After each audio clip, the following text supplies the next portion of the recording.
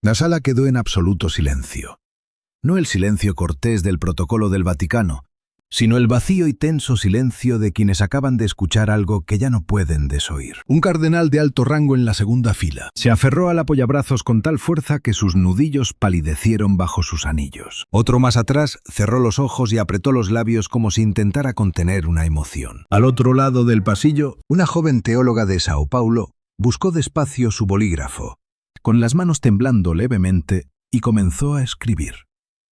Lo que el Papa León XIV acababa de decir en aquella sala la tarde del 8 de abril de 2026 tardaría menos de 4 horas en dar la vuelta al mundo y dividiría al mundo católico de una manera que no se había visto en décadas. Pero por ahora, en esa sala, solo quedaba el silencio y el leve sonido de un hombre alejándose del atril, como si acabara de soltar la carga más pesada de toda su vida. Antes de continuar con esta historia, no olvides dejar tu me gusta y suscribirte al canal, y coméntanos desde dónde nos ves.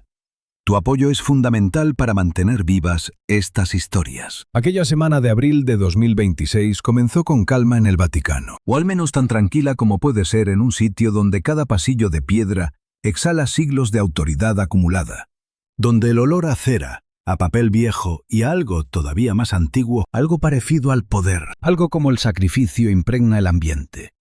El Papa León XIV, nacido como Robert Francis Prevost en Chicago hace 70 años, criado en el suburbio sureño de Dalton, formado como sacerdote en los polvorientos pueblos misioneros del norte de Perú, elegido para el trono de San Pedro apenas 11 meses antes, se encontraba en los últimos días de preparación para el viaje más ambicioso de su joven pontificado. En 6 días partiría hacia África, visitando Argelia, Camerún, Angola y Guinea Ecuatorial. 11 días, 18 vuelos, más de 17.000 kilómetros. Discursos y homilías en 4 idiomas ante multitudes que se contarían por cientos de miles. Su secretario privado, un meticuloso fraile agustino de Milán, había dejado el itinerario completo sobre su escritorio 3 veces esa semana. Cada vez el Papa lo miraba, asentía en silencio y lo apartaba, para luego regresar a otro documento, un grueso manuscrito encuadernado con una simple carpeta de cartón, anotado a mano en casi todas las páginas con tinta azul, en el que había estado trabajando discretamente desde el final de la Cuaresma. Nadie fuera del apartamento papal sabía con exactitud qué contenía. Solo un pequeño círculo de colaboradores de confianza participó en la redacción. Un teólogo de la Orden Agustina, especialista en patrística y teología de la muerte. Un abogado canónico con 15 años de experiencia asesorando a obispos en pastoral. Una mujer llamada hermana Cristina Alves, que llevaba 30 años en cuidados paliativos católicos al noreste de Brasil, y quien al ver el borrador por primera vez lo leyó en silencio de principio a fin, levantando la vista para decir algo muy simple. Esto es lo que los moribundos ya saben y los vivos necesitan escuchar. Sus aportaciones se integraron con cuidado, pero la voz que resonaba en todo el texto, directa, austera y casi cruda en su rechazo a todo adorno, era enteramente la suya. La mañana del 8 de abril, la Oficina de Prensa Vaticana envió una breve nota a los periodistas acreditados. El Santo Padre celebraría una audiencia especial aquella misma tarde en la Sala Clementina. El tema se describía únicamente como una reflexión sobre la muerte y la esperanza cristiana. Ningún detalle más, sin adelantos, sin resúmenes, sin pistas de lo que se avecinaba. Al mediodía la Sala Clementina estaba repleta. Clero, teólogos, diplomáticos, periodistas y una multitud de peregrinos se congregaban afuera, en la plaza, donde instalaron una gran pantalla. La luz de abril caía cálida y clara sobre la plaza. Nadie sabía lo que iban a presenciar. Y entonces él entró sin fanfarria, sin procesión, sin música ceremonial, sin incienso. Caminó hacia el atril con su sotana blanca y colocó una sola carpeta sobre la superficie. La alisó una vez con su mano derecha y observó la sala durante un largo y pausado instante antes de hablar. Hemos pasado siglos enseñando a la gente a temer a la muerte, comenzó él, y al hacerlo les enseñamos a temer a Dios. Eso fue un error, y es hora de decirlo claramente. El silencio que siguió a esas palabras fue de una intensidad rara vez vista en salas tan grandes. Sin murmullos, sin movimientos. Nadie miraba su teléfono. El mundo simplemente se detuvo. Lo que siguió no era un documento eclesiástico formal, en el sentido tradicional. No se trataba de una encíclica obligatoria para los fieles, ni de una declaración doctrinal, del dicasterio para la doctrina de la fe. era algo más inusual y quizá más poderoso. Un discurso pastoral de una franqueza inusual en el que el obispo de Roma expuso 7 verdades sobre la muerte. Que la Iglesia, según él, había evitado comunicar con total honestidad y con la misericordia que merecían. Habló durante poco más de 1 hora sin levantar la voz ni una sola vez. No hizo gestos dramáticos. Simplemente habló con la calma pausada de un hombre que ha decidido, lejos de ensayos o actuaciones, que la claridad es mucho más misericordiosa que el consuelo. La primera verdad que mencionó era la más fundamental y, según su planteamiento, la más persistentemente ignorada. La muerte, afirmó él, no es un castigo. Durante demasiado tiempo se ha presentado como la paga del pecado, el precio de la desobediencia en el Edén. Y sí, las Escrituras hablan de esa manera, pero la Biblia también afirma de principio a fin que Dios es amor. Y el amor no pone trampas. El amor no diseña una creación con el único propósito de verla fallar para luego imponer una pena eterna. La muerte no es la venganza de Dios. Es el límite de una vida finita y el umbral, donde lo creado se encuentra plenamente con su Creador, sin mediaciones, sin instituciones, sin el ruido del mundo de por medio. Él hizo una pausa. Luego añadió que hemos usado el lenguaje del castigo para imponer obediencia, pero esa obediencia, basada en el miedo, no es fe. Nunca lo fue, y lo sabemos desde hace muchísimo tiempo. En la segunda fila, un cardenal de la curia romana, un hombre que sirvió bajo 3 papas, conocido por sus posturas teológicas conservadoras y precisas, colocó ambas manos, planas sobre sus rodillas, y fijó su mirada en el suelo. La segunda verdad llegó con menos preámbulo. El infierno, dijo el Papa, existe, pero no de la forma en que se predica en los púlpitos o se enseña en los catecismos, ni como se ha pintado en las iglesias durante casi toda su historia. El infierno no es un horno de Dios, no es una mazmorra bajo tierra donde el Todopoderoso tortura eternamente a los malvados como advertencia para el resto. Esa imagen tan específica, detallada y aterradora ha causado más daño a la comprensión de la naturaleza de Dios que quizás cualquier otra herencia teológica en el cristianismo occidental. Él fue deliberado aquí, meticuloso. No contradijo la doctrina ya definida. No estaba desmantelando nada, sino aclarando y corrigiendo el rumbo. El infierno, explicó él, siguiendo la tradición de teólogos que la propia Iglesia había honrado, y el lenguaje preciso del Catecismo de Juan Pablo II, publicado hace 30 años, es el estado de separación definitiva y libremente elegida de Dios. No se trata de una imposición divina, es la elección de un alma que ha decidido rechazar el amor de manera absoluta e irrevocable. Dios no envía a nadie al infierno, declaró él con voz pausada. La gente llega allí, si llega, arrastrada por el peso acumulado de sus propios rechazos conscientes. Mientras tanto, Dios espera ante la puerta. Él nunca cierra con llave desde fuera.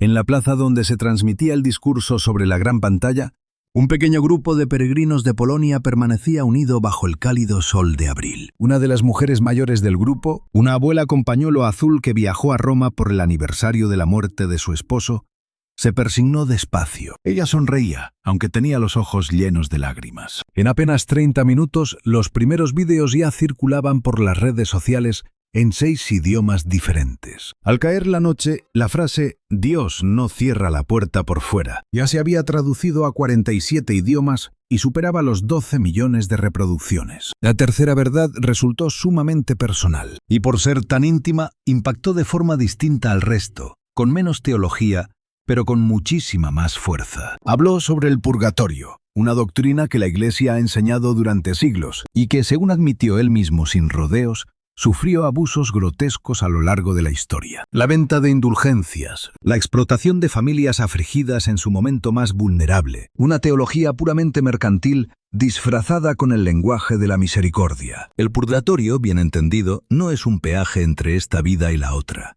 afirmó él. No es un sitio donde Dios cuenta tus pecados como un auditor fiscal para asignar un sufrimiento proporcional como castigo. Es en realidad el proceso misericordioso y necesario y profundamente esperanzador mediante el cual un alma que amó de forma imperfecta se vuelve capaz de recibir el amor perfecto. Entonces decidió contar una historia. No necesitó de introducciones ni rodeos previos. Empezó a hablar directamente y todos en la sala captaron de inmediato el mensaje. Recordó haber visitado hace años en Chiclayo, Perú, a una mujer con cáncer terminal de 61 años. Había sido maestra de escuela durante 3 décadas. Crió a 3 hijos y ayudaba como voluntaria en la parroquia local. Era, bajo cualquier criterio razonable, una buena mujer que había llevado una vida ejemplar, pero estaba aterrorizada.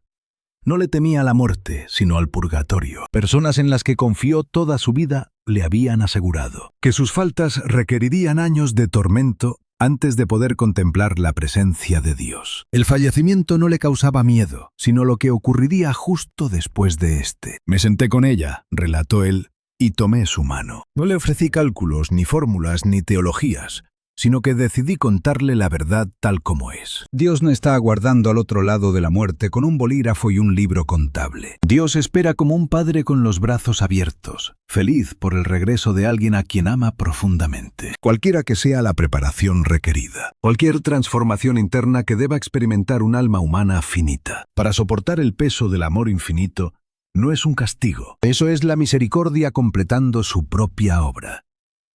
Él guardó silencio. La sala quedó inmóvil.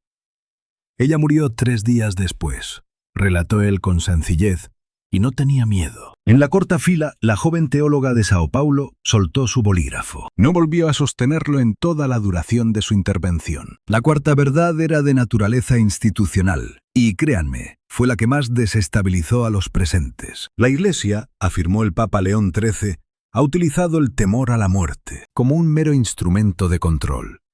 Eso era un hecho indiscutible que debía reconocerse y repararse. Al enseñar que morir fuera de las estructuras visibles de la Iglesia asegura la condenación eterna, no estamos proclamando el Evangelio, estamos coaccionando. Si negamos los sacramentos a quienes sufren para disciplinar su conducta, no estamos actuando como pastores, estamos castigando. Y cuando decimos a una madre, como ha hecho esta institución a lo largo de los siglos, que su bebé sin bautizar no puede estar con Dios, no transmitimos la verdad de la revelación divina. Hablamos como una institución que se autoproclamó indispensable, interponiéndose entre los seres humanos y la infinita compasión de Dios. Su voz se mantuvo siempre firme, no requería volumen. Aquellas palabras eran tan precisas que se sostenían por sí solas. Esta Iglesia no es dueña de la muerte, sentenció él, ni controla lo que hay después. Dios lo hace. Él lo es nuestro aliado institucional. Es el único Señor. Nosotros le servimos a Él. Él jamás servirá a nuestras estructuras. Un funcionario vaticano que escuchaba desde el pasillo tras la puerta entreabierta le confesaría luego a un periodista de forma confidencial: dijo hoy lo que muchos cardenales piensan en privado, desde hace 50 años sin haber tenido nunca el valor de admitirlo en público. Algunos estarán profundamente furiosos.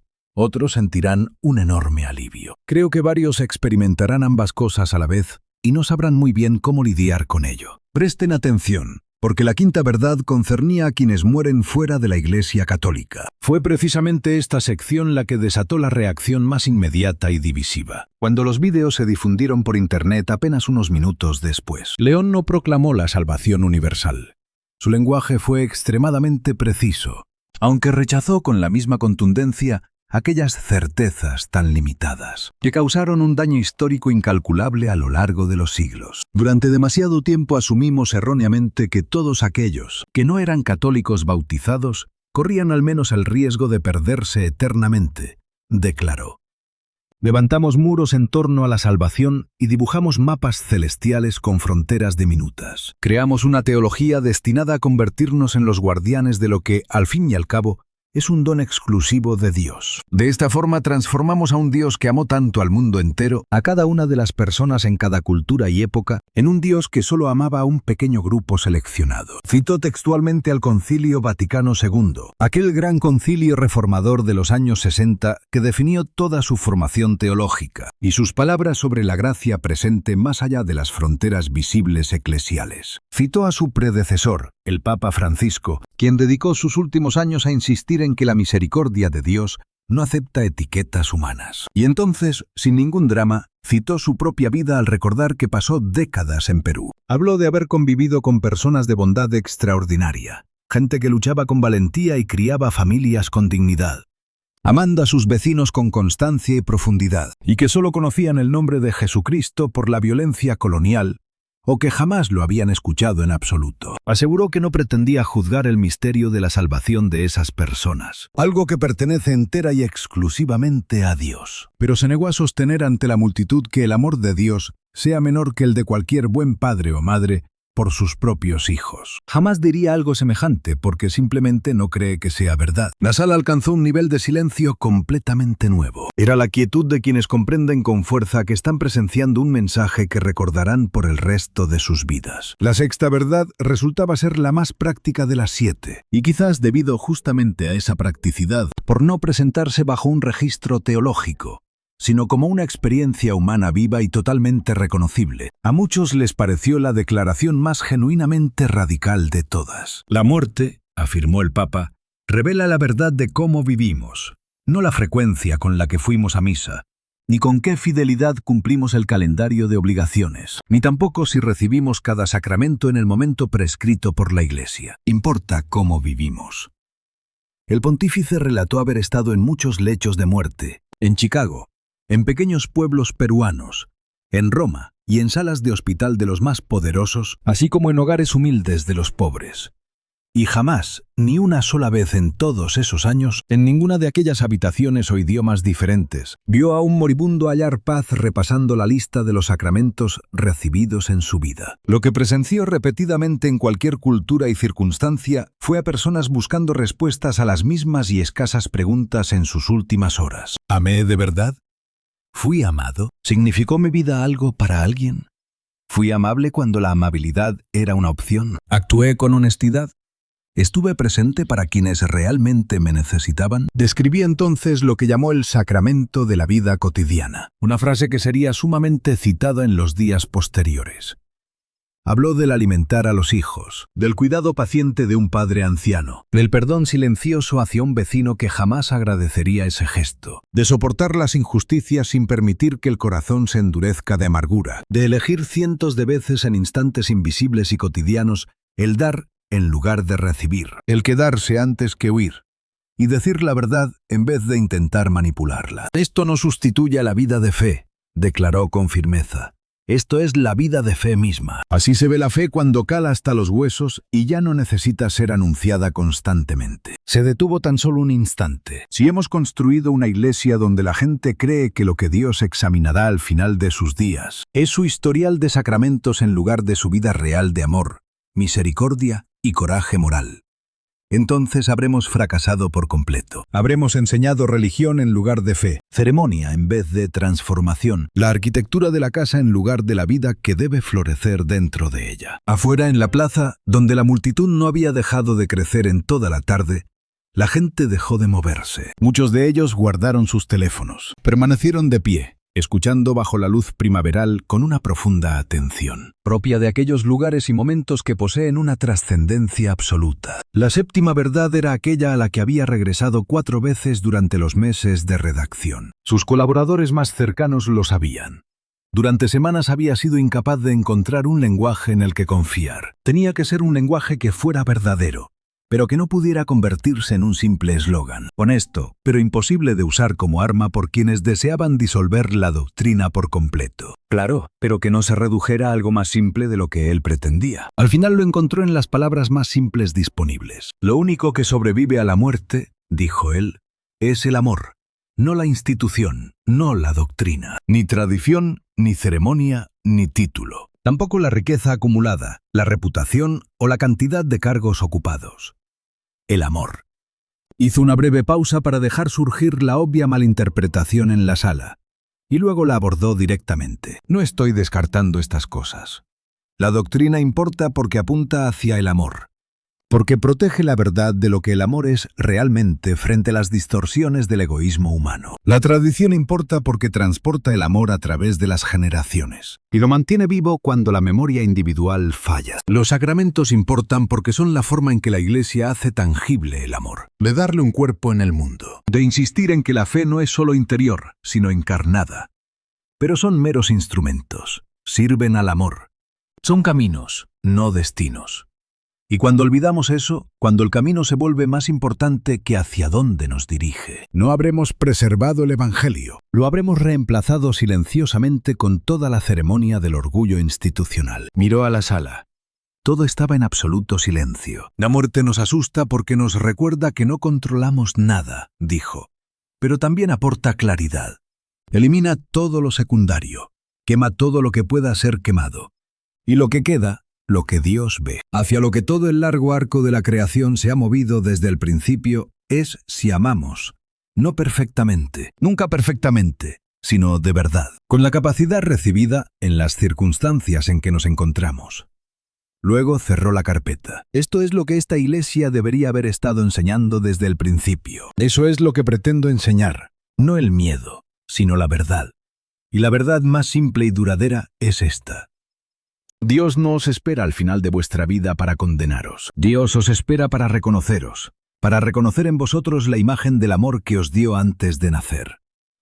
Por muy dañada, por muy incompleta o imperfecta que esté, Él os espera para deciros que os conoce. Volved a casa. Se retiró del atril y no dijo nada más. El aplauso no fue la ola uniforme de una ceremonia vaticana coreografiada. Fue desigual, dividido y por eso genuinamente humano.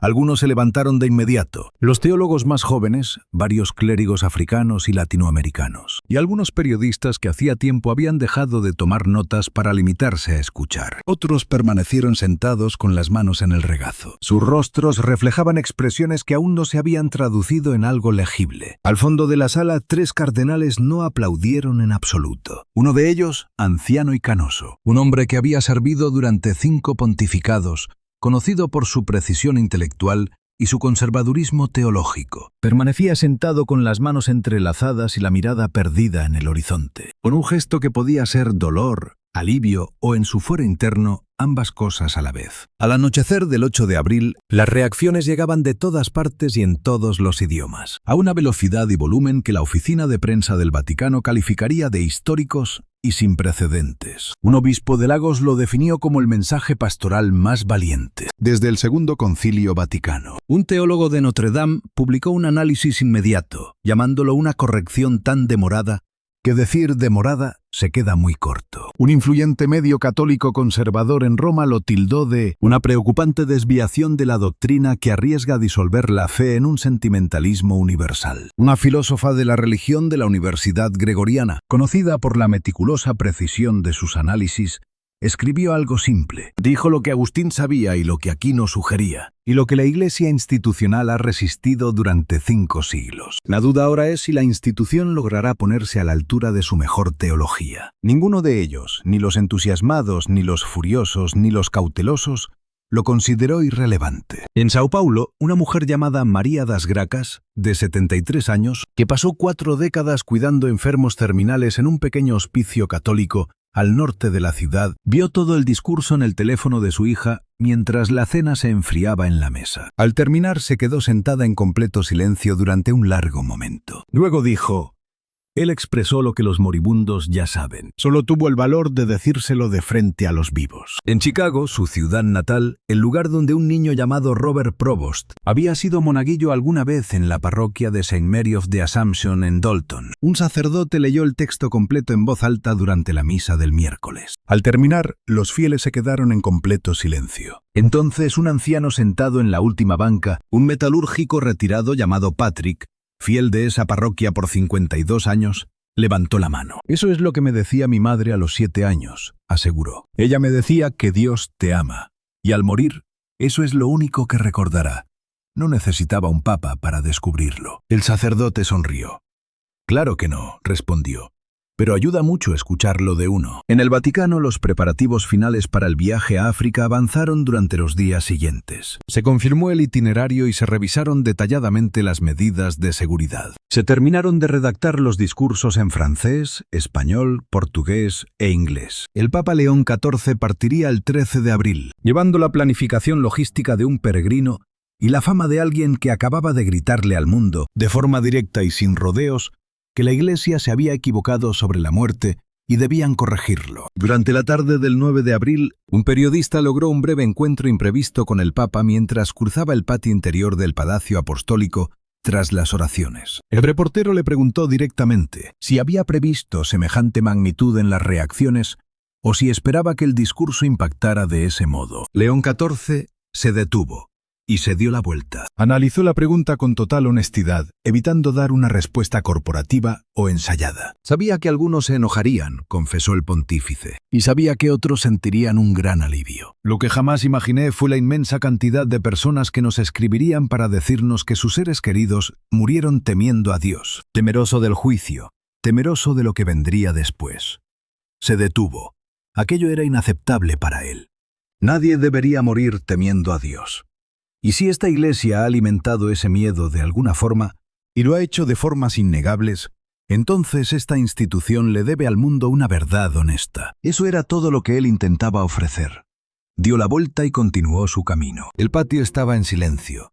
La última luz se desvanecía sobre la cúpula de San Pedro, y abajo, en la ciudad, continuaban los ruidos habituales de un atardecer cualquiera de abril. Tráfico, voces y el eco lejano de las campanas. En 6 días estaría en Argelia, en la misma tierra de San Agustín, aquel gran teólogo inquieto que en su día escribió que el corazón humano fue hecho para Dios, y no descansará hasta encontrarlo. 16 siglos después de que Agustín muriera en ese suelo del norte de África, un papa originario de Chicago se preparaba para recorrer esa tierra y proclamar, a su manera y a su debido tiempo, exactamente el mismo mensaje esencial, que la muerte no es el enemigo, que el Dios que aguarda tras el silencio final no es un juez que lleva las cuentas, sino una presencia que te conoce desde antes de nacer y es paciente, infinita y tercamente paciente con todos tus imperfectos intentos de aprender a amar. La verdad, ofrecida de forma llana y sin condiciones, resulta siempre más misericordiosa que cualquier mentira cómoda. Él lo sabía desde hacía mucho tiempo. Simplemente había esperado a tener la autoridad necesaria para poder decirlo en público. Ahora lo había dicho, y el mundo seguía escuchando. Si esta historia os ha conmovido o hecho pensar, dadle a me gusta y suscribíos al canal. Y compartidla con alguien que necesite escuchar estas palabras. Vuestro apoyo es lo que hace posible que sigamos contando historias importantes.